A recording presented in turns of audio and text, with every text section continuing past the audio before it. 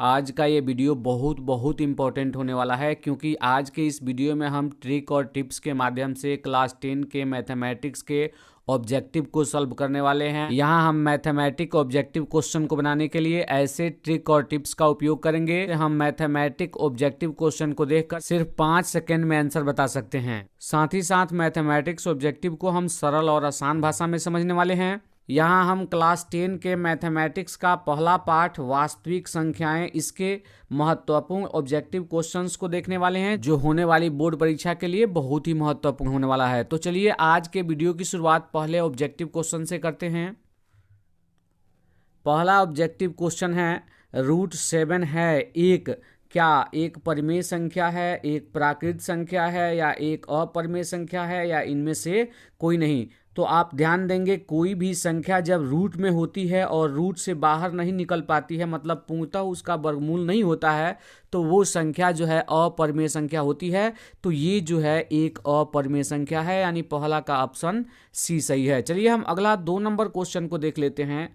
2 number question में दिया हुआ है 2, 10 और 20 के लस और मस का अनुपात ज्ञात कीजिए। तो ध्यान दीजिएगा, 2 से 10 में पूरा पूरा भाग लगता है और 2 से 20 में भी पूरा पूरा भाग लगता है। तो इसमें बड़ी संख्या जो है वो लस हो जाएगा। तो पहले लस की बात किया है तो बट्टा के ऊपर लस का मान रखेंगे, जो कि 20 होगा। महत्तम समापवर्तक की बात करें तो उसे भी ट्रिक से ज्ञात कर लेंगे, जैसे यहाँ 2 है, 10 है और 20 है। तो बड़ी से बड़ी संख्या 2 ही है, जिससे तीनों में भाग लग रहा है। इसका मतलब यह है कि 2 जो है महत्तम समापवर्तक है, तो 2 नीचे रख देंगे। तो 2 एकम 2, 2 दहा के 20, ये 10/1 हुआ, जिसे हम अनुपात में करेंगे तो 10:1 होगा। तो यही आंसर हुआ, यानी इसका ऑप्शन बी सही है। चलिए हम अगला 3 नंबर क्वेश्चन को देख लेते हैं।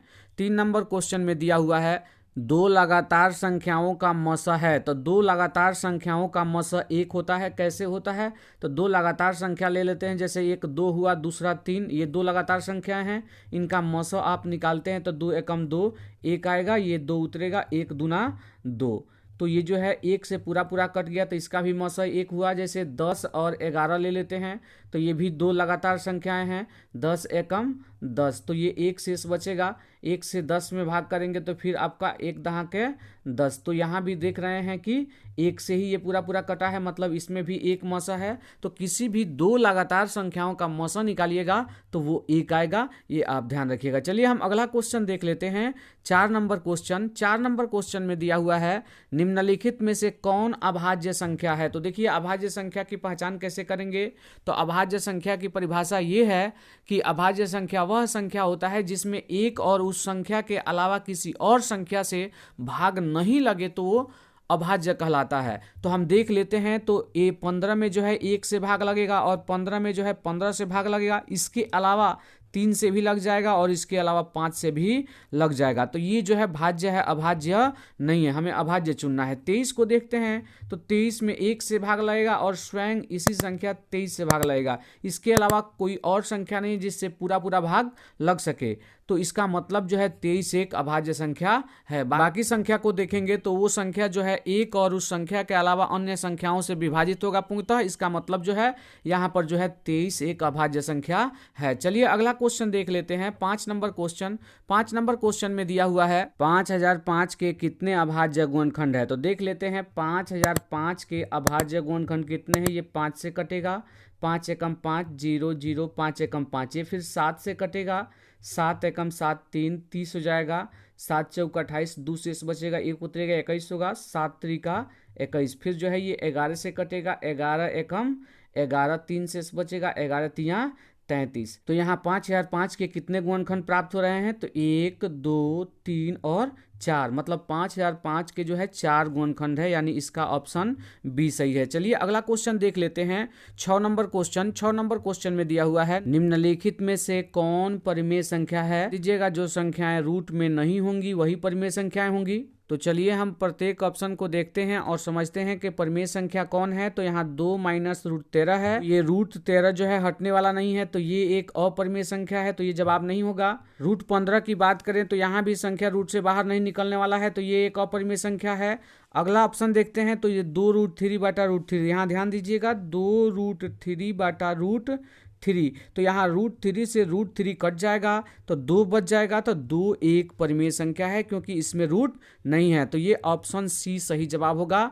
ये जो है एक परिमेय संख्या है। √6 की बात करें तो ये भी 6 जो है रूट से बाहर नहीं निकलता है, तो ये भी एक अपरिमेय संख्या है। तो यहाँ हमारा ऑप्शन सी सही हुआ। चलिए अगला क्वेश्चन देख लेते हैं। 7 नंबर क्वेश्चन। 7 नंबर क्वेश्चन में दिया हुआ है सबसे छोटी भाज्य संख्या और छोटी अभाज्य संख्या का मौसा कितना होगा।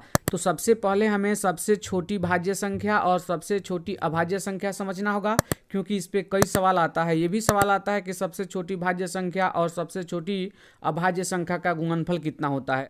यदि ये हम समझते हैं कि सबसे छोटी भाज्य और सबसे छोटी अभाज्य कौन है, तो हम आसानी से उसका गुणनफल पूछे, भागफल पूछे या मौसा पूछे ज्ञात कर सकते हैं। तो सबसे छोटी भाज्य और सबसे छोटी अभाज्य संख्या को समझने के लिए सबसे पहले मैं संख्या लिख देता हूँ। 1 2 3 4 5 6। देखिए यहाँ एक जो है न भाज्य होता है न अभाज्य। हम सबसे छोटी भाज्य को पहले देखते हैं। और 2 की बात करें तो 2 में जो है 1 से भाग लगता है और सिर्फ 2 से भाग लगता है, तो ये एक अभाज्य संख्या है। और 3 की बात करें तो 3 में 1 से भाग लगेगा और सिर्फ 3 से भाग लगेगा, तो ये भी जो है अभाज्य संख्या है। 4 की बात करें तो इसमें 1 से भाग लगता है, 4 से भाग लगता है और इसके अलावा 2 से भी भाग लगता है। तो सबसे छोटी भाज्य संख्या क्या हुआ? 4 हुआ।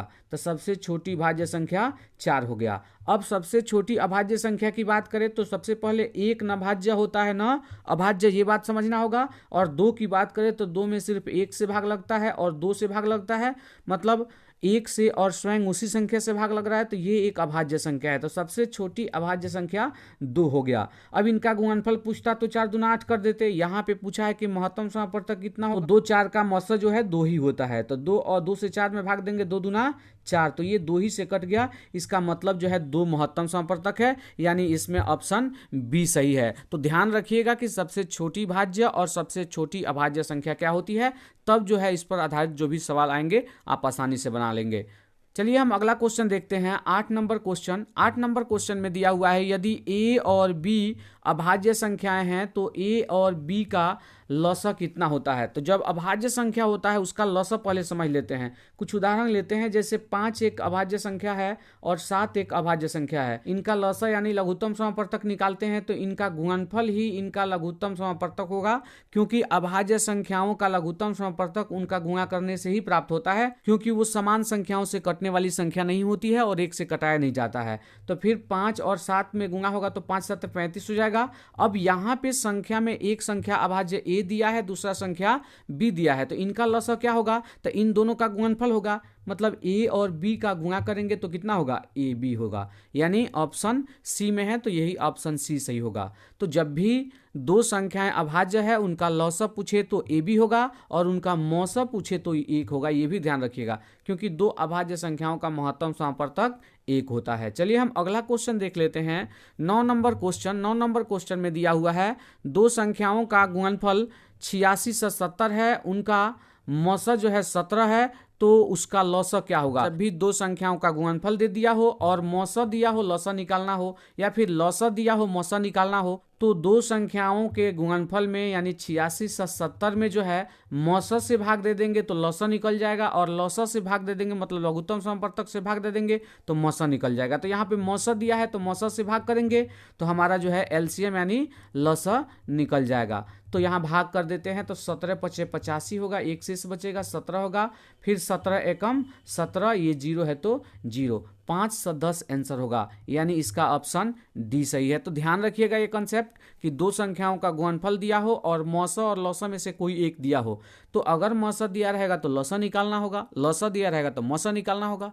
तो लौसा से भाग देंगे तो मौसा निकलेगा और मौसा से भाग देंगे तो लौसा निकलेगा। चलिए हम अगला 10 नंबर क्वेश्चन को देख लेते हैं। 10 नंबर क्वेश्चन में दिया हुआ है यदि 65 तथा 117 का महत्तम समापवर्तक यानी मौसा जो है 65 m-117 है के रूप में है, तो m का मान ज्ञात कीजिए। मतलब 65 और 117 का महत्तम समापवर्तक 65 m-17 दिया है, तो हम 65 और 117 का जो है मौसा निकाल लेते हैं। और इसका मौसा जो दिया है उसके बराबर कर देंगे। यहाँ 65 से हम 117 में भाग देंगे तो 65 एकम जो है 65 होगा। घटाएंगे तो 7 में से 5 गया 2 होगा, 11 में से 6 गया 5 होगा। ये 52 से फिर 65 में करेंगे तो 52 एकम 52 हो जाएगा। यहाँ पर जो है 5 में से 2 गया 3 होगा, यहाँ पर जो है 1 बचेगा। अब 13 52 उतरेगा, यहाँ 13 चौका 52, तो ये जो है यहाँ पर कट गया 13 से, तो इसका जो है मौसत 13 हो गया। अब ये प्रश्न में मौसत दिया है 65 m - 17 और हम ज्ञात किए हैं 65 117 का महत्तम समापवर्तक वो 13 आया है, मतलब ये 13 और 65 m - 117 बराबर होगा। तो हम 65 m - 117 बराबर कर देंगे 13। तो अब ये 65 m बराबर क्या हो जाएगा 13 और माइनस जो 117 दूसरी तरफ जाएगा तो ये हो जाएगा प्लस 117। तो यहाँ हम आगे बढ़ाते हैं तो ये 65 m का 65 m हो जाएगा। और ये देखिए 13 और 117 जुटेगा तो कितना हो जाएगा, ये 7 3 10 के 0 हासिल 1 1 1 2 1 3 1, ये 130 हो जाएगा। अब m का मान निकालेंगे तो 65 जो है m के साथ गुणा में है, दूसरी तरफ जाएगा तो क्या करेगा भाग करेगा, तो ये 65 से भाग कर देते हैं तो 65 दूना जो है 130 होता है, यानी 2 जो है m का मान हुआ, यानी ऑप्शन बी सही है। चलिए हम अगला क्वेश्चन देखेंगे। 11 नंबर क्वेश्चन। 11 नंबर क्वेश्चन में दिया हुआ है दो परिमेय संख्याओं के बीच अधिकतम कितनी परिमेय संख्याएं हो सकती हैं। तो ये क्वेश्चन आपने 9th में भी पढ़ा होगा, तो ध्यान दीजिएगा, दो परिमेय संख्याओं के बीच अधिक से अधिक जो है अनंत परिमेय संख्याएं ज्ञात कर सकते हैं, तो इसका ऑप्शन डी सही होगा। चलिए हम अगला क्वेश्चन देख लेते हैं। 12 नंबर क्वेश्चन। 0.3 पर रेकरिंग का परिमेय रूप में लघुत्तम रूप क्या होगा। लघुत्तम रूप का मतलब यहाँ सरलतम रूप से है। सरलतम रूप क्या होता है, तो कोई भी भिन्न जो है उसे हम कटा लेते हैं, कटाने के बाद जो संख्या आती है अब नहीं कटने वाला होता है, वो सरलतम रूप में होता है। जैसे अभी यहाँ हम समझेंगे तो 0.3 पर रेकरिंग है, तो रेकरिंग वाले दशमलव संख्याओं को कैसे भिन्न में बदला जाता है, तो सबसे पहले दशमलव हटा के और रेकरिंग हटा के संख्याएं लिख दी जाती हैं। तो संख्या लिखेंगे तो 3 के पहले 0 आएगा, तो 0 का कोई वैल्यू नहीं होगा, मतलब 3 ही होगा, बटा दशमलव के इधर एक अंक दिया हुआ है तो 1 9 दिया जाता है। अगर रेकरिंग है तो उसके बदले 1 9 दिया जाता है, तो ये 3/9 हुआ। इसको कटाते हैं तो 3 एकम 3 और ये 3 3 9, तो 1/3 जो है सरलतम रूप हुआ, इसे हम लघुत्तम रूप भी कह सकते हैं। तो यही 1/3 आंसर हुआ, जो कि ऑप्शन सी में दिया हुआ है, यानी 12 का ऑप्शन सी सही हुआ। अगला क्वेश्चन देख लेते हैं।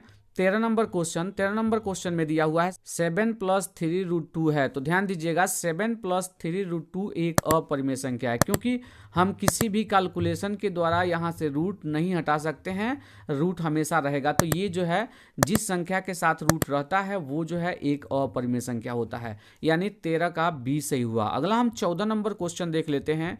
14 नंबर क्वेश्चन में दिया हुआ है निम्नलिखित में से कौन परिमेय संख्या है। तो √5 जो है एक अपरिमेय संख्या होता है, क्योंकि 5 जो है रूट से नहीं निकलने वाला है। 2√3 की बात करें तो यहाँ पर 3 जो है रूट से बाहर नहीं निकलने वाला है। 4 - √5 की बात करें तो ये जो है 5 रूट से बाहर नहीं निकलने वाला है। तो ये तीनों जो है एक अपरिमेय संख्या है, तो ये जवाब नहीं होगा। ये √16 की बात करें तो 16 का वर्गमूल जो होता है 4 होता है, तो 16 जो है यहाँ पर निकल गया 4 के रूप में, तो ये एक परिमेय संख्या हो गया, मतलब ये ऑप्शन डी सही होगा। क्या है, चलिए हम अगला क्वेश्चन देख लेते हैं। 15 नंबर क्वेश्चन।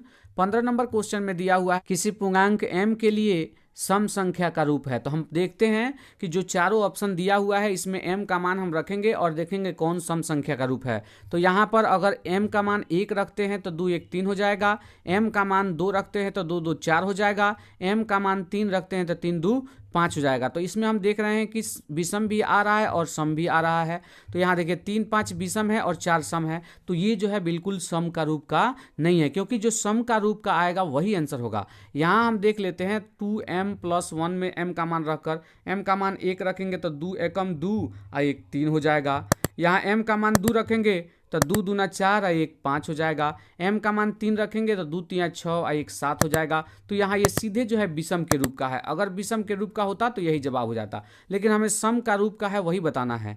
2m को देखते हैं तो 2m में हम 1 रखेंगे तो 2 एकम 2 हो जाएगा, 2 रखेंगे तो 2 दूना 4 हो जाएगा, 3 रखेंगे तो 3 दूना 6 हो जाएगा, 4 रखेंगे तो 4 दूना 8 हो जाएगा। तो इसमें हम देख रहे हैं कि ये सम संख्याएं प्राप्त हो रही हैं, तो यही जो है ऑप्शन सी सही होगा, ये जो है सम के रूप का है। तो इस प्रकार आप सम के रूप और विषम का रूप पहचान के बता सकते हैं। तो ऐसे भी क्वेश्चन परीक्षा में आता है, और जितने भी आप क्वेश्चन समझ रहे हैं बहुत ही महत्वपूर्ण है, इन सारे पे आधारित क्वेश्चन आएगा, भले ही डाटा चेंज करके आएगा लेकिन इन्हीं सब पे आधारित क्वेश्चन आएगा। और इस वीडियो में जितने भी प्रश्न लिए गए हैं सभी चुन कर लिए गए हैं, प्रत्येक प्रकार से प्रश्न लिए गए हैं जिससे बोर्ड की परीक्षा में आपका एक भी क्वेश्चन न छूटे। चलिए हम 16 नंबर क्वेश्चन को देख लेते हैं। 16 नंबर क्वेश्चन में दिया है, यदि a तथा b दो अभाज्य संख्याएं हैं तो उनका मौसा है, तो उनका मौसा जो है 1 होगा। इसके पहले भी ये क्वेश्चन आ चुका है, लेकिन उसमें जो है लघुत्तम समापवर्तक पूछा था, तो दो अभाज्य संख्याओं का लघुत्तम समापवर्तक उसका गुणनफल ही होता है, तो उसमें a भी जवाब हुआ था। लेकिन जब महत्तम समापवर्तक पूछेगा तो वो 1 होगा। कैसे, तो कुछ उदाहरण लेके देखते हैं। जैसे 2 और 5 दो अभाज्य संख्याएं हैं, तो 2 से भाग देंगे 2 दूना 4 और 1 से बचेगा, यहाँ 1 से 2 में भाग देंगे 1 दूना 2। तो यहाँ पर जो है 1 से पूरा पूरा कटा है तो महत्तम 1 हुआ। 5 7 दो अभाज्य संख्या लेते हैं, इसका भी देख लेते हैं, कर लेते हैं। 5 एकम 5, 2 से बचेगा, फिर ये 5 उतरेगा, 2 दूना 4, फिर 1 उतरेगा, 1 से 2 में भाग करेंगे तो ये पूरा पूरा कट जाएगा। तो यहाँ भी जो है महत्तम समापवर्तक 1 प्राप्त हुआ। इससे स्पष्ट होता है कि दो अभाज्य संख्याओं का महत्तम समापवर्तक जो है 1 होता है। वैसे भी याद रखिएगा, दो क्रमागत संख्याओं का मौसा भी 1 होता है, दो अभाज्य संख्याओं का मौसा भी 1 होता है, दो क्रमागत विषम संख्याओं का मौसा भी 1 होता है। चलिए हम अगला क्वेश्चन देख लेते हैं। 17 नंबर क्वेश्चन। 17 नंबर क्वेश्चन में दिया हुआ है 0 और 50 के बीच विषम संख्याओं की संख्या है। तो आप ध्यान दीजिएगा, इसके लिए मैं ट्रिक बता देता हूँ। 0 और किसी संख्या के बीच अगर विषम संख्याओं की संख्या निकालना हो तो वो कैसे निकालेंगे वो यहाँ हम समझते हैं। तो 0 और उस संख्या के बीच, तो ये 50 है, इसकी बीच की हमें विषम संख्याओं को ज्ञात करना है। तो 50 दिया हुआ है, अंतिम इसमें 2 से भाग कर देंगे तो ये 25 जो है विषम संख्याओं की संख्या हो गया। तो इसमें ऑप्शन बी सही हुआ। एक और बात का ध्यान दीजिएगा, अगर ये क्वेश्चन दे दिया कि 0 और 51 के बीच विषम संख्याओं की संख्या निकालिए, तो इसके लिए यदि यहाँ पे विषम संख्या है तो उसमें जो है 1 हमें जोड़ देना होगा। सम संख्या था तो सीधे 2 से हम भाग कर दिए तो उसके बीच विषम संख्याओं की संख्या निकल गया। लेकिन अगर 51 है तो उसमें 1 जोड़कर हमें सम बनाना होगा। तो 51 1 क्या हो जाएगा 52, और इसमें 2 से भाग करेंगे तब जो है उसके बीच विषम संख्याओं की संख्या निकलेगी। तो यहाँ सम संख्या अगर आता है तो सीधे सीधे 2 से भाग दे देना है, अगर विषम आता है तो उसमें 1 जोड़ के 2 से भाग देना है, तब उसके बीच विषम संख्याओं की संख्या निकलती है। चलिए हम 18 नंबर क्वेश्चन को देख लेते हैं। 18 नंबर क्वेश्चन में दिया हुआ है, निम्न में से कौन अपरिमेय नहीं है। अपरिमेय नहीं है मतलब जो परिमेय है वही अपरिमेय नहीं होगा। तो हमें बताना है कि कौन परिमेय संख्या नहीं है। क्वेश्चन को ध्यान से जरूर समझिएगा, क्योंकि क्वेश्चन अगर ठीक से नहीं समझेंगे तो आपका जवाब गलत हो जाएगा। रूट 10 की बात करें तो यहाँ 10 जो है रूट से बाहर नहीं निकलने वाला है, तो ये एक अपरिमेय संख्या है, तो ये जवाब नहीं होगा। हमें जो अपरिमेय संख्या नहीं है यानी परिमेय संख्या है वही चुनना होगा, वही हमारा जवाब होगा। रूट 24 की बात करें तो इसमें पूर्णतः संख्याएं रूट से बाहर नहीं निकलने वाली हैं, तो ये भी जो है एक अपरिमेय संख्या है, ये भी जवाब नहीं होगा। रूट 35 की बात करें तो इसमें भी 35 पूर्णतः जो है रूट से बाहर नहीं निकलने वाला है, तो ये भी एक अपरिमेय संख्या है, तो ये भी जवाब नहीं होगा। रूट 121 की बात करें तो इसका वर्गमूल जो होता है 11 होता है, तो यहाँ पर जो संख्या है वो रूट से पूर्णतः बाहर निकल गया, तो ये एक परिमेय संख्या है, तो यही जवाब होगा 18 का ऑप्शन डी सही होगा। ये जो है एक अपरिमेय संख्या नहीं है, अर्थात परिमेय संख्या है। चलिए हम अगला क्वेश्चन देख लेते हैं। 19 नंबर क्वेश्चन। 19 नंबर क्वेश्चन में दिया हुआ है, निम्न में से कौन सा अपरिमेय है। हमें बताना है कि कौन अपरिमेय है, तो जो रूट के अंदर रहेगा वही अपरिमेय होगा। तो यहाँ देखते हैं तो ये 36 का वर्गमूल 6 होता है, 64 का वर्गमूल जो है 8 होता है, ये रूट से बाहर निकल गया तो ये परिमेय संख्या हो गया। यहाँ भी देख लेते हैं तो 1 का वर्गमूल 1 होता है, 81 का वर्गमूल 9 9 81 तो 9 होता है, तो ये भी एक परिमेय संख्या है, तो ये भी जवाब नहीं होगा, ये भी जवाब नहीं होगा। रूट 3/5 की बात करते हैं तो यहाँ पर 3 जो है रूट से बाहर नहीं निकलने वाला है, 5 भी है जो रूट से बाहर निकलने वाला नहीं है, तो ये रूट के अंदर ही रहेगा, मतलब ये एक अपरिमेय संख्या है, यानी 19 का ऑप्शन सी सही हुआ, यही एक अपरिमेय संख्या है। अगर अंतिम ऑप्शन की बात करें करें तो यहाँ भी 9 और 49 का वर्गमूल क्या होता है 7 और माइनस का माइनस, तो ये भी एक परिमेय संख्या है। मतलब ये जो है ऑप्शन सी में जो संख्या दिया गया है ये एक अपरिमेय संख्या है। अगला क्वेश्चन 20 नंबर क्वेश्चन देख लेते हैं। 20 नंबर क्वेश्चन में दिया हुआ है निम्नलिखित में किसका दशमलव प्रसार अशांत है। हमें बताना है कि किसका दशमलव प्रसार अशांत है। तो शांत अशांत की पहचान के लिए कोई भी भिन्न दिया हुआ हो हम कैसे 2 सेकेंड में सिर्फ पहचान लेंगे या 3 सेकेंड में कि उसका दशमलव प्रसार अशांत है कि शांत, वो ट्रिक हम पहले समझ लेते हैं, उसके बाद जो है इसकी पहचान कर लेंगे। और इस प्रकार का कोई भी क्वेश्चन आता है तो उसे आप आसानी से बना सकते हैं। तो ट्रिक समझ लेते हैं कि उसका ट्रिक क्या है। सबसे पहले जो भिन्न दिया गया रहता है P बटा Q के रूप में, मतलब अंश बटा हर के रूप में जो दिया रहता है, जैसे इसमें भी 3/8 है, 6/15 है, इसमें भी अंश हर है, इसमें भी अंश हर है, इसमें भी अंश हर है। तो सबसे पहले जो भिन्न दिया रहता है उसे हमें सरलतम रूप में करना होता है। तो सबसे पहले हमें समझना होगा कि सरलतम रूप क्या है। तो देखिए यहाँ एक संख्या दिया हुआ है 8/12, ये कटने वाला है सेम संख्या से, 4 से 4 दूना 8, 4 तियां 12, तो 2/3 हो गया। तो ये सरलतम रूप में नहीं था, तो 8/12 को सरलतम रूप में किया गया तो कितना हो गया 2/3 हो गया। अब ये जो है सरलतम रूप में है, तो पहले से यदि सरलतम रूप में है तो कोई दिक्कत नहीं है, नहीं है तो उसे सरलतम रूप में कर लेना है, ये पहला काम है। अब दूसरा काम समझ लेते हैं। इसमें पहला चीज ये है कि यदि भिन्न के हर में, हर की बात हो रही है, अंश की बात नहीं हो रही है, भिन्न के हर में 1, 2 आए या फिर कई 2 गुणा के रूप में आए तो इसका दशमलव प्रसार शांत होगा। दूसरा समझते हैं कि यदि भिन्न में 1, 5 आए या फिर कई 5 आए तो भी इसका दशमलव प्रसार शांत होता है।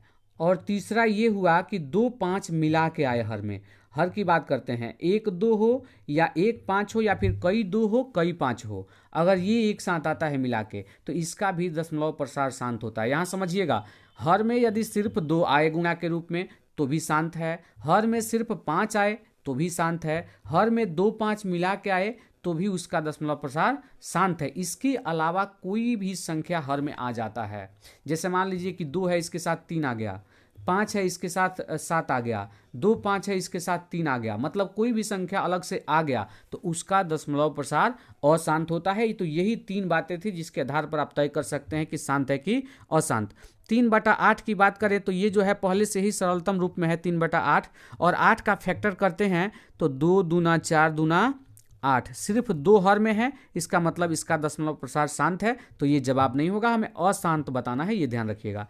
6/15 की बात करें तो आप सीधे देखिए यहाँ पे कई बार गड़बड़ी हो जाती है, इसे सरलतम रूप में नहीं करेंगे तो हर में 3 आ जाएगा। सरलतम रूप में करते हैं, 6/15 कटेगा, 2 तियां 6 और 5 तियां 15, अब जो है 2/5 हो गया। अब देखिए हर में सिर्फ और सिर्फ 5 है तो इसका भी दशमलव प्रसार क्या है शांत है, तो ये भी जवाब नहीं होगा। अगला ऑप्शन देख लेते हैं, सी में 23 बटा दिया है 343, तो ये तो कटने वाला है नहीं, तो ये 23 का 23 हो गया, और ये 343 का फैक्टर होता है 7 सत्ते 49 सत्ते 343, तो ये 7 गुणे 7 गुणे 7 हो गया।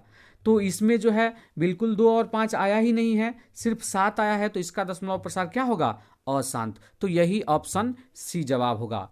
तो मुझे ये उम्मीद है कि आप शांत और अशांत वाला जितना भी क्वेश्चन आएगा बहुत ही आसानी से कर लेंगे। चलिए हम 21 नंबर क्वेश्चन देख लेते हैं। सबसे छोटी अभाज्य और सबसे छोटी भाज्य संख्या का गुणनफल है। इसके पहले भी सबसे छोटी भाज्य और सबसे छोटी अभाज्य का वहाँ पर मसा निकाला गया था, यहाँ पर गुणनफल पूछ दिया, कभी भागफल पूछ देगा। तो ध्यान रखिएगा, सबसे छोटी अभाज्य की बात करें तो सबसे छोटी अभाज्य संख्या जो है वो 2 होती है, क्योंकि एक न भाज्य होता है न अभाज्य। और सबसे छोटी भाज्य संख्या की बात करें तो वो 4 होता है। इनका गुणनफल की बात करें तो 4 दूना 8 हो गया, यानी ऑप्शन सी सही हुआ। चलिए हम अगला 22 नंबर क्वेश्चन को देख लेते हैं। 22 नंबर क्वेश्चन में दिया हुआ है, दो संख्याओं a और 18 का लसा जो है 36 दे दिया है और मसा जो है 2 दे दिया है, तो a का मान क्या होगा। तो आप सभी जानते हैं दो संख्याओं का गुणनफल जो है उसके लसा और मसा के बराबर होता है। तो दो संख्याओं का गुणनफल a गुणे 18 हो गया, और उनका जो है लसा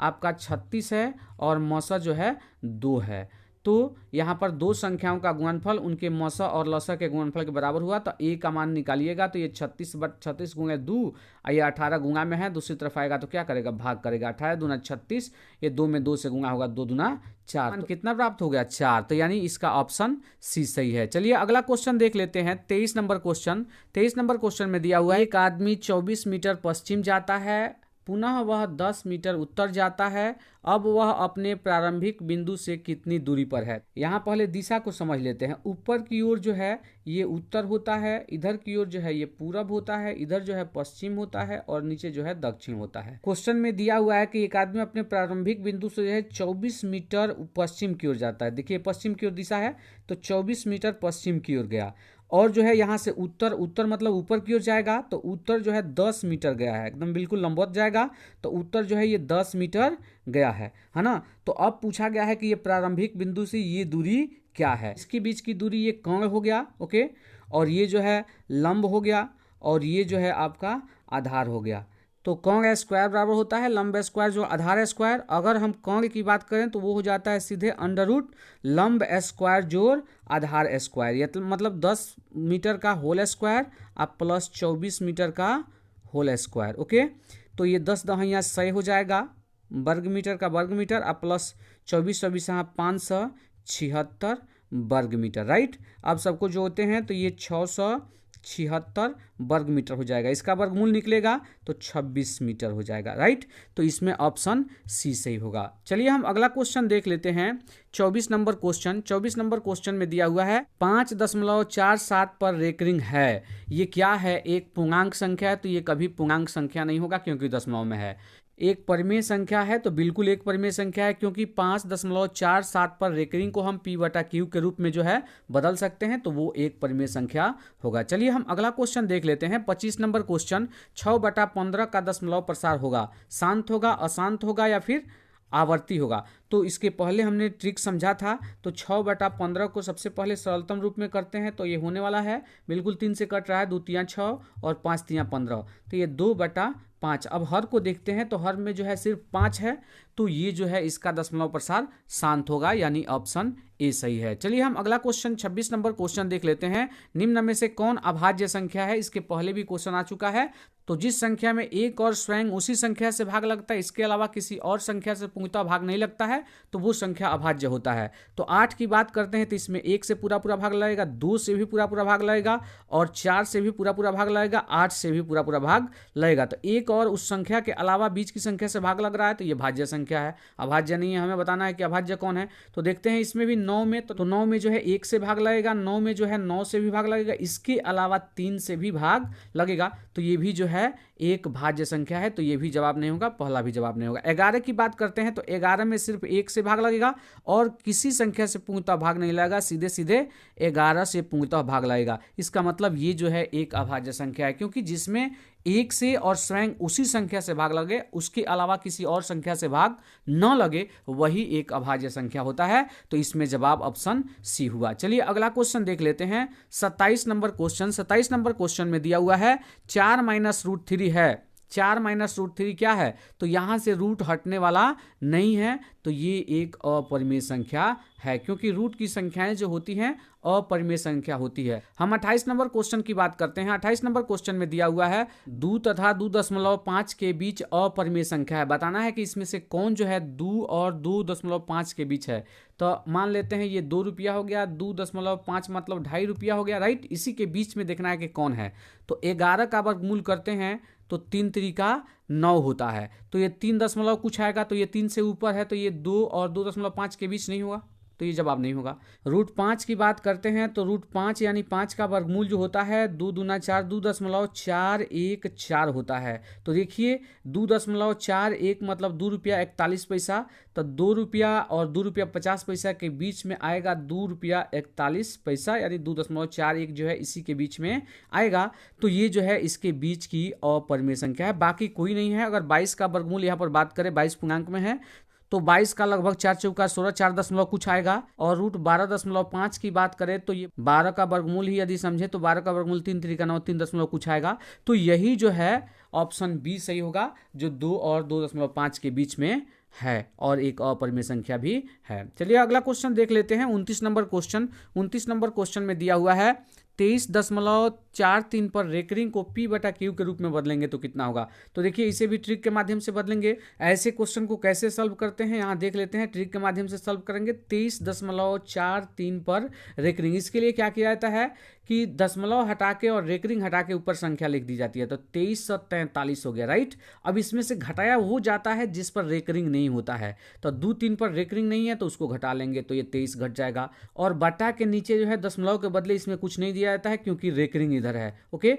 और दशमलव के इधर जो है जितने अंक पर रेकरिंग हुआ, तो 2 अंक पे रेकरिंग है, देखिए 4 पे भी है और 3 पे भी, तो 4 पर के लिए 9 और 3 पर रेकरिंग है उसके लिए भी 9, मतलब 2 अंक पे रेकरिंग है तो 2 9 लग जाएगा। अब इसे जो है हम कैलकुलेट कर लेते हैं, तो 3 में से 3 घटेगा तो 0 होगा, 4 में से 2 घटेगा तो 2 होगा, ये 3 का 3 और ये 2 का 2, तो 2320/99 जवाब होगा। तो देख लेते हैं 2320/99 जो कि ऑप्शन ए में है, तो इसका ऑप्शन ए सही हुआ। अगला क्वेश्चन देख लेते हैं 30 नंबर क्वेश्चन। 30 नंबर क्वेश्चन में दिया हुआ है 6xy और 12xy का महत्तम समापवर्तक। तो इसका महत्तम समापवर्तक कैसे निकलता है देख लेते हैं। 6xy इसका फैक्टर कर देते हैं, 6 का करेंगे तो 2 3 6 और गुणे x गुणे y, इसका फैक्टर हो गया। फिर 12xy का फैक्टर कर लेते हैं, तो 12 का 2 दूना 4 3 12 और एक x है और एक y है। अब इन दोनों का महत्तम समापवर्तक यानी HCF कितना होगा वो ध्यान दीजिएगा, इसमें जो कॉमन होगा उसी का गुणनफल, तो 1 2 कॉमन है तो 1 2 लिख देंगे, फिर 1 3 है दोनों में शामिल यानी कॉमन है तो 1 3 लिख देंगे, एक x शामिल है दोनों में तो 1 x लिख देंगे, और एक y भी दोनों में शामिल है तो 1 y लिख देंगे, यही महत्तम समापवर्तक होगा। तो 2 3 6 और xy है तो xy, तो 6xy जो है इसमें जवाब होगा, यानी इसका ऑप्शन डी सही है। चलिए हम अगला क्वेश्चन देख लेते हैं 31 नंबर क्वेश्चन। 31 नंबर क्वेश्चन में दिया हुआ है 64 के वर्गमूल को 64 के घनमूल से भाग देने पर मान क्या प्राप्त होगा। तो 64 के वर्गमूल की बात करते हैं और 64 के घनमूल की बात करते हैं, तो 64 का वर्गमूल कितना होगा 8 8 64 8 होगा, और 64 का घनमूल तो ये 4 चौका 16 चौका 64 4 होगा। तो इससे भाग देना है, भाग देने का मतलब बटा में नीचे जो रहेगा वो भाग ही देगा। तो देखिए 64 के वर्गमूल में 64 के घनमूल से नीचे लिखा गया, मतलब ये भाग देगा इसमें, तो ये 4 से 4 दूना 8, तो 2 जवाब होगा, तो इसमें ऑप्शन बी सही होगा। चलिए हम अगला क्वेश्चन देख लेते हैं 32 नंबर क्वेश्चन। 32 नंबर क्वेश्चन में दिया हुआ है √10 गुणे √15 बराबर है, तो √10 और √15 का गुणनफल होगा √150। अब 150 का जो है फैक्टर निकाल लेते हैं, ये 2 से कटेगा, 2 7 14 75 दूना 150, फिर ये 3 से कटेगा 25 3 75, ये फिर 5 25 हो जाएगा। तो यहाँ पर हम देखते हैं 5 का जोड़ा लग रहा है तो ये रूट से बाहर निकल जाएगा, आइए 2 3 6 रूट के अंदर होगा, तो ये जवाब होगा 5√6, तो 5√6 ऑप्शन ए में है, तो इसका ऑप्शन ए सही है। चलिए अगला क्वेश्चन देख लेते हैं 33 नंबर क्वेश्चन। 33 नंबर क्वेश्चन में है सबसे छोटी पूर्ण वर्ग संख्या जो 16 20 तथा 24 प्रत्येक से भाज्य है वह है। हमें बताना है कि वह कौन ऐसी संख्या है जिससे इन तीनों से पूरा पूरा भाग लग सके और वो पूर्ण वर्ग के रूप में हो। तो इसका एलसीएम निकाल दिया जाता है 16 20 और 24 का एलसीएम निकालेंगे, 2 से कटेगा, 2 8 16 2 10 के 20, 2 से 12 दूना 24, फिर 2 से कटेगा, 2 चौका 8 2 5 10, 2 छक्का 12, फिर 2 से कटेगा, 2 दूना 4 5 का 5 2 3 6, अब नहीं कटने वाला है, गुणा कर लेंगे तो भी हो जाएगा यहाँ से, तो ये 2 दूना 4 4 दूना 8 8 दूना 16 16 5 80 3 जो है 240 होगा। तो ये पूर्ण वर्ग के रूप में नहीं है, तो 240 एलसीएम हुआ, जो 16 20 और 24 का एलसीएम हो, मतलब 16 20 24 से जो है वह छोटी से छोटी संख्या जो है 240 है, जिसमें इन तीनों से पूरा पूरा भाग लगता है, लेकिन ये पूर्ण वर्ग के रूप में होना चाहिए। तो 240 जो है पूर्ण वर्ग नहीं है, यहाँ 24 सभी पूर्ण वर्ग नहीं होगा। ये पूर्ण वर्ग में एक 1600 है और दूसरा जो है 3600 है। अब हम जो है 240 में संख्याओं से गुणा करते हैं और देखते हैं कि 1600 प्राप्त होता है या 3600। तो 1600 को चेक करने के लिए सबसे पहले हम 6 से गुणा करते हैं, तो 6 0 0 हो जाएगा, 6 0 0 यहाँ लिख लेते हैं, 6 चौका 24 के 4 में 2 14 9 12 2 14 1440 अभी भी कम है, इससे हम 7 से गुणा करके देखते हैं, 7 0 0 7 चौका 28 के 8 हासिल 2 7 दूना 14 2 16 1680 आ गया, मतलब 1600 नहीं आ रहा है, इसका मतलब ये भी जवाब नहीं हुआ। तो अब स्पष्ट है कि 3600 जवाब निश्चित रूप से होगा, तो 33 का ऑप्शन डी सही हुआ। हम चलिए अगला क्वेश्चन देखेंगे 34 नंबर क्वेश्चन। 34 नंबर क्वेश्चन में दिया हुआ है संख्या 0.32 को P/Q के रूप में लिखा जा सकता है, जहाँ p और q पूर्णांक है और q तो हमेशा जो है मतलब हर जो है हमेशा 0 के बराबर नहीं होता है। अगर ये हर 0 हो गया तो फिर संख्या ही नहीं होगा। ओके, ये बात आप ध्यान में रखिएगा। तो इससे हमें कोई खास मतलब नहीं रखना है। 0.32 को जो है हमें भिन्न के रूप में बदलना है। तो इस पर तो रेकरिंग भी नहीं है, दशमलव हटा के लिखेंगे तो ये 32 हो जाएगा ऊपर। दशमलव के बदले रेकरिंग नहीं है तो 1 दिया जाता है, दशमलव के इधर जो है 2 अंक है तो 2 0 दिया जाता है। ये 8 चौका 32, अब 25 चौका 100 कटेगा तो ये 8/25 होगा। 8/25 इसमें होगा, ये ऑप्शन ए में ही है, तो इसका ऑप्शन ए सही है। चलिए अब अगला 35 नंबर क्वेश्चन को देख लेते हैं। 35 नंबर क्वेश्चन में है दो संख्याओं का लघुत्तम समापवर्तक, यहाँ पर समापवर्त होना चाहिए, इनके महत्तम समापवर्तक का 14 गुना है। तो मान लेते हैं कि दो संख्याओं का लघुत्तम समापवर्तक x है और महत्तम समापवर्तक y है। प्रश्न ये कह रहा है कि x जो है लघुत्तम समापवर्तक जो है y का 14 गुना है, यानी महत्तम समापवर्तक का 14 गुना है, मतलब 14 से गुना करेंगे तो उसके बराबर होगा। प्रश्न आगे दिया हुआ है कि लघुत्तम समापवर्तक यानी एलसीएम महत्तम समापवर्तक यानी HCF का जोड़ जो है 600 है। मतलब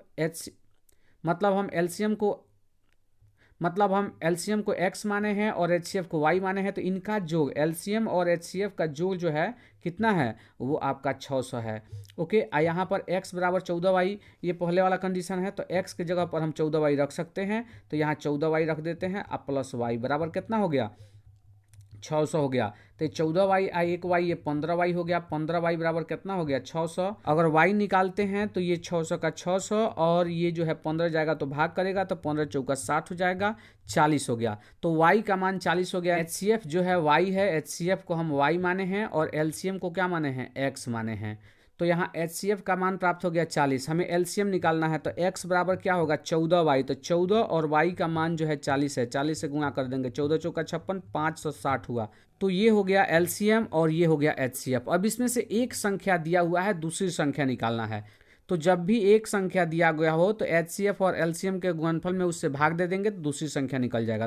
तो HCF यहाँ पर 40 निकला है और LCM जो है 560 निकला है। इसमें एक संख्या से भाग देते हैं 280 से, तो ये 28 दूना 56, 40 दूना 80, यानी इसमें जवाब 80 होगा, यानी इसका ऑप्शन बी सही है। चलिए हम अगला 36 नंबर क्वेश्चन देख लेते हैं। तो यहाँ पे गलती से लिखा गया है ये 35, तो नंबर पे ध्यान मत दीजिएगा। संख्या रेखा लाइन नंबर पर प्रत्येक बिंदु प्रदर्शित करता है। तो संख्या रेखा पर हम जो दिखाते हैं उसमें पूर्णांक संख्याएं भी आती हैं, दशमलव की संख्याएं भी आती हैं, भिन्न की संख्याएं भी आती हैं, परिमेय संख्या, अपरिमेय संख्या, ये सब आता है। तो सब मिल के वास्तविक संख्या है। मतलब संख्या रेखा यानी लाइन नंबर पर प्रत्येक बिंदु एक वास्तविक संख्या को दर्शाता है। अगला हम 36 नंबर क्वेश्चन देख लेते हैं। 36 नंबर क्वेश्चन में दिया हुआ है निम्नलिखित में से कौन सा भिन्न का दशमलव प्रसार शांत है। मतलब इसमें जो दिया हुआ है किस भिन्न का दशमलव प्रसार शांत है। तो इसके लिए तो ट्रिक हमने समझाई है कि हर में जो है क्या होना चाहिए, सिर्फ 2 या सिर्फ 5 या फिर 2 5 गुना के रूप में, इसके अलावा नहीं होना चाहिए। तो यहाँ पर तो ये कटने वाला है नहीं,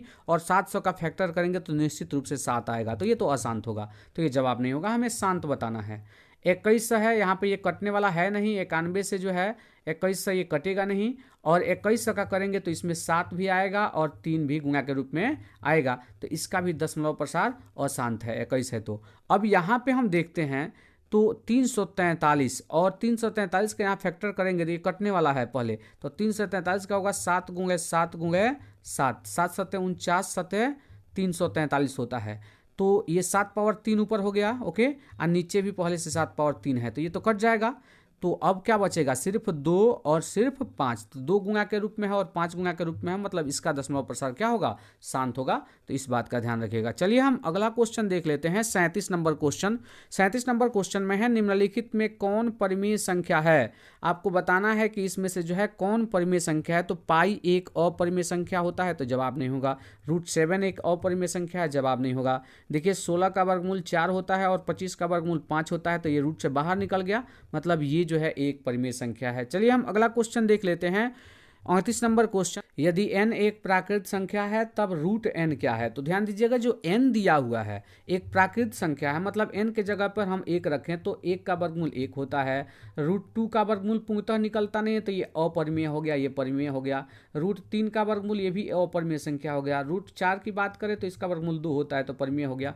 तो ये जो है अगर उसका रूट करें हम तो कभी परिमेय संख्या प्राप्त हो रहा है और कभी अपरिमेय संख्या प्राप्त हो रहा है, तो इसमें ऑप्शन डी सही होगा, कभी प्राकृत संख्या प्राप्त होगा और कभी अपरिमेय संख्या प्राप्त होगा। चलिए हम अगला क्वेश्चन देख लेते हैं। 39 नंबर क्वेश्चन। 39 नंबर क्वेश्चन में है, निम्नलिखित में से कौन सा कथन सत्य है? पहला ऑप्शन है, दो अपरिमेय संख्याओं का गुणनफल हमेशा अपरिमेय होता है। हमेशा दे दिया है, इसका मतलब हमेशा अपरिमेय होगा, नहीं होता है ऐसा। देख लीजिए, √5 और √5 का गुणा करते हैं तो 50 25, 25 का वर्गमूल 5 हो जाता है, तो रूट हट गया, अपरिमेय नहीं है, अपरिमेय आ गया। मतलब ये कहा है वो गलत है, हमें सत्य कथन चुनना है।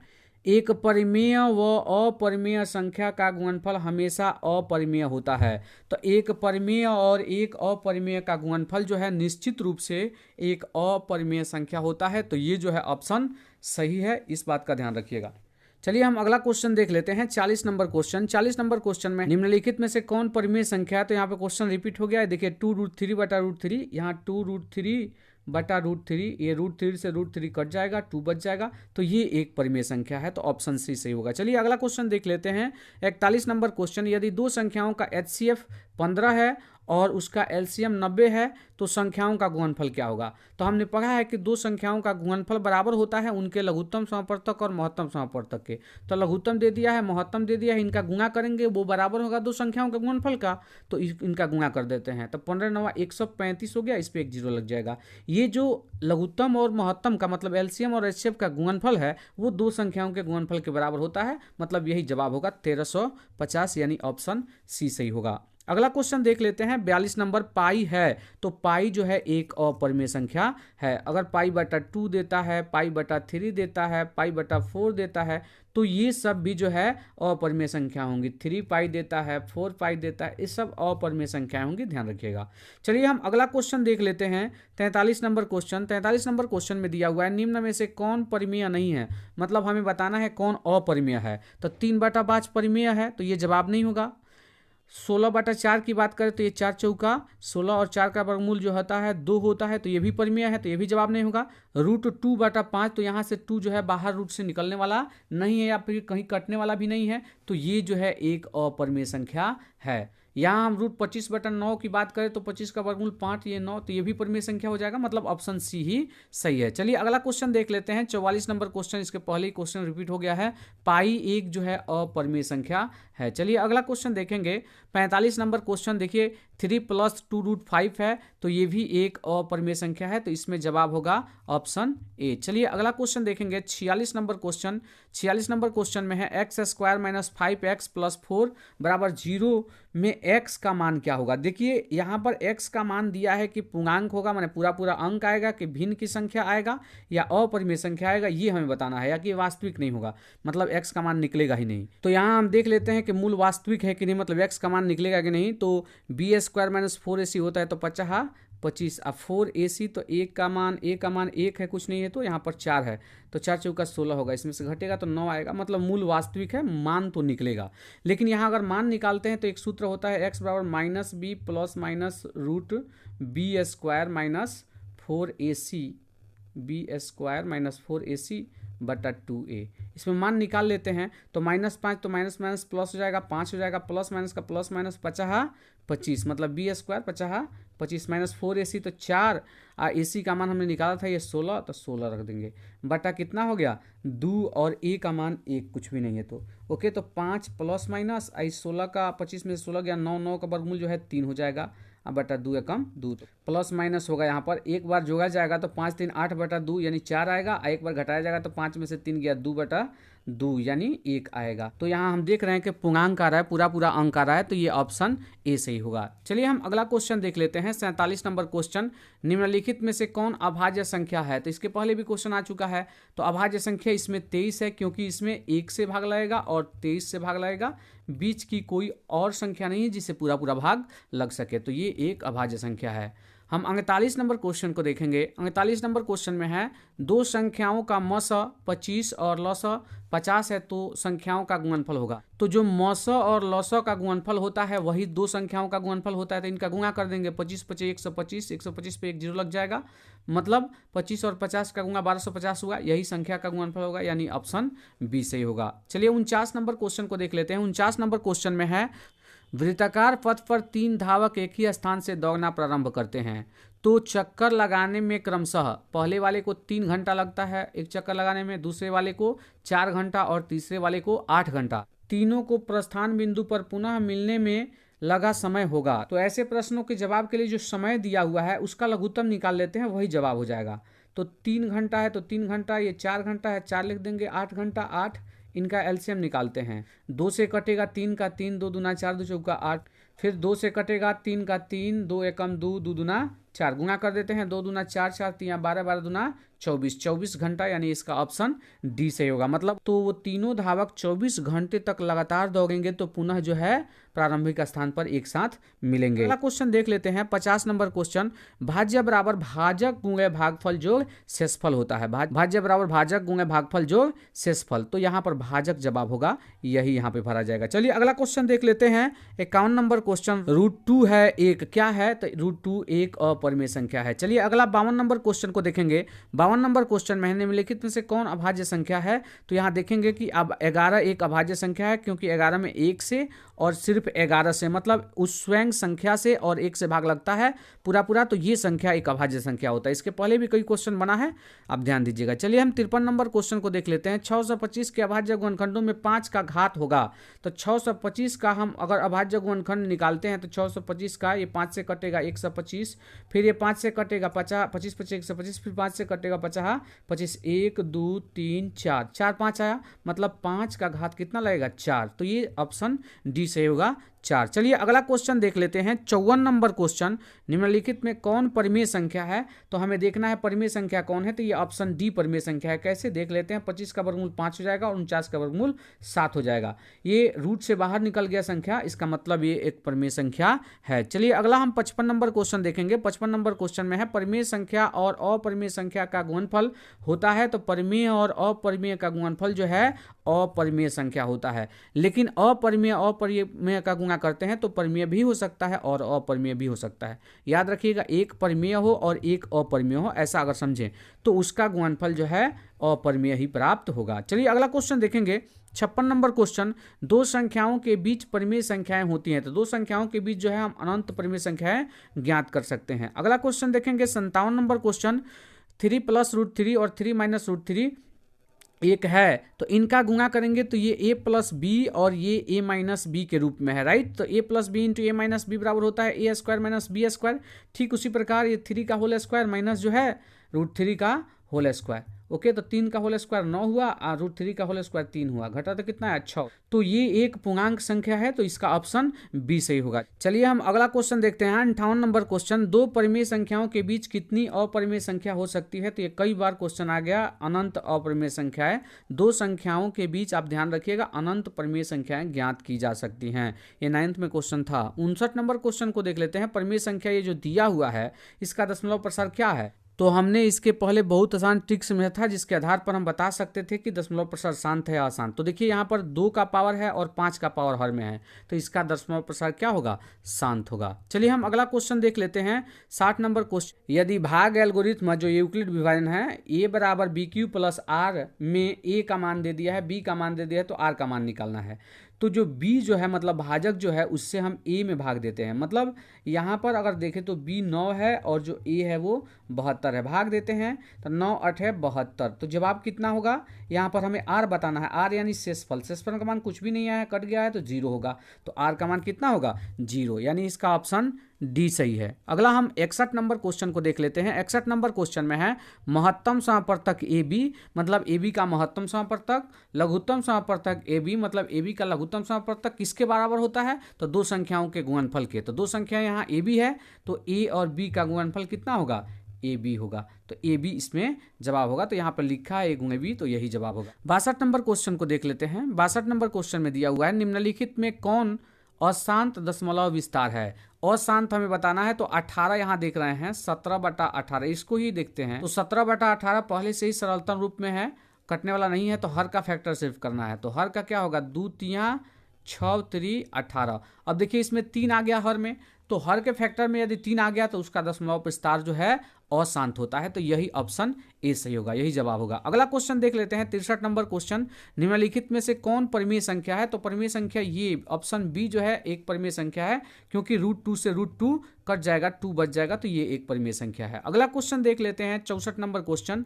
64 नंबर क्वेश्चन में है, निम्नलिखित में कौन परिमेय संख्या है हमें बताना है। तो देख लेते हैं, यहाँ भी √2 से √2 कट गया, ये जो 2 है परिमेय संख्या है, तो यही जवाब होगा ऑप्शन डी। अगला 65 नंबर क्वेश्चन देख लेते हैं। 17/24 का दशमलव प्रसार होता है। तो 17/24 की बात करते हैं तो 17/24 जो है पहले से ही सरलतम रूप में है, कटने वाला नहीं है।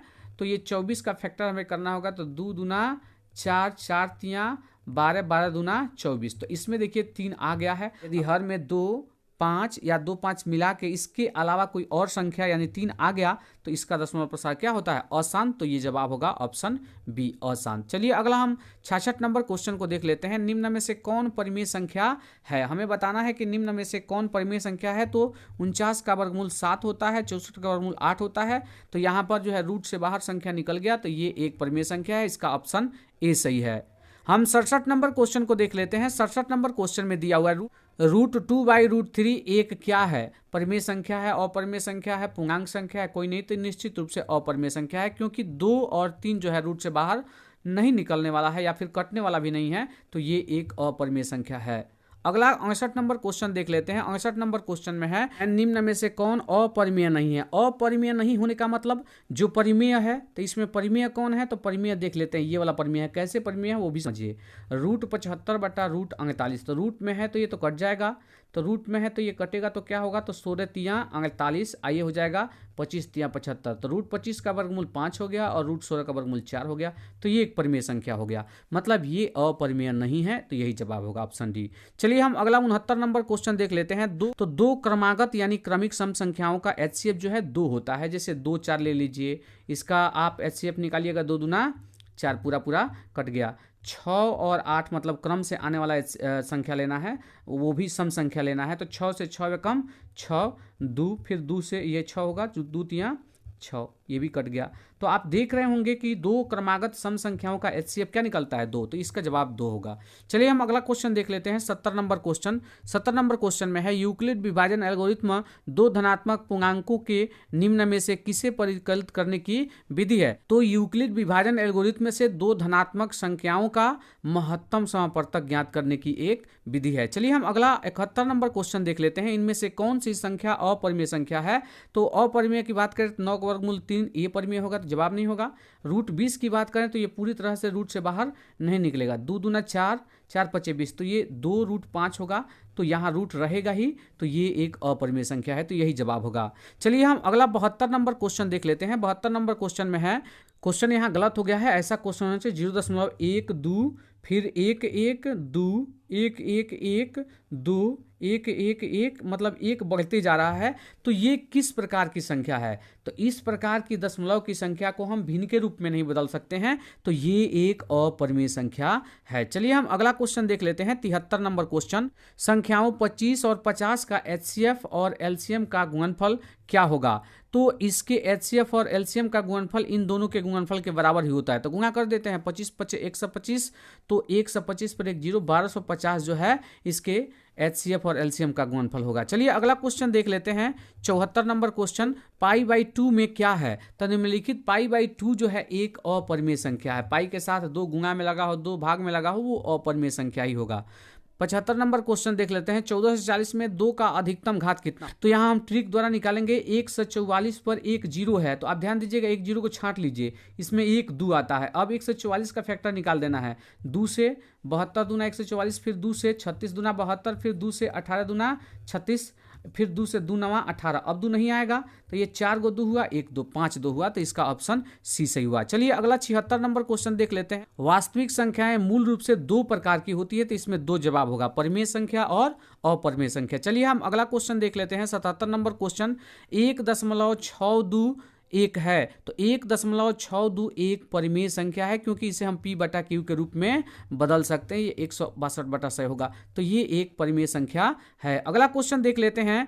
78 नंबर क्वेश्चन। 78 नंबर क्वेश्चन में है 2 + √3 1 है, तो ये एक अपरिमेय संख्या है। चलिए अगला क्वेश्चन देख लेते हैं। 79 √4 1 है, तो 4 का वर्गमूल 2 होता है, तो ये एक परिमेय संख्या है। चलिए अगला क्वेश्चन देखेंगे। अगला क्वेश्चन दिया हुआ है 80 नंबर क्वेश्चन। √8 क्या है, तो ये 2 √2 होगा, इसमें से रूट नहीं हट रहा है, तो ये जो है एक अपरिमेय संख्या है। अगला हम 81 नंबर क्वेश्चन देखेंगे, दो परिमेय संख्याओं का गुणनफल कितना होता है। तो दो परिमेय संख्याओं का गुणनफल हमेशा परिमेय संख्या ही होता है।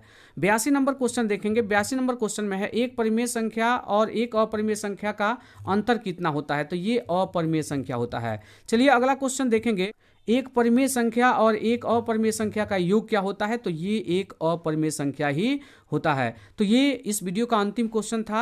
आशा करता हूं कि इस वीडियो से आपको काफी लाभ मिला होगा। इसी प्रश्न के साथ आज का ये वीडियो यहीं पे समाप्त होता है। यदि वीडियो अच्छा लगा हो, वीडियो से लाभ मिला हो, तो वीडियो को लाइक करें। चैनल पर नए हैं तो चैनल को सब्सक्राइब करके बेल आइकन को दबा दें। साथ ही साथ इस वीडियो को अपने दोस्तों के साथ शेयर करें ताकि वे भी इस वीडियो को देखकर लाभ उठा सके। तो चलिए फिर से मिलते हैं किसी नए वीडियो में, तब तक के लिए जय हिंद, वंदे मातरम।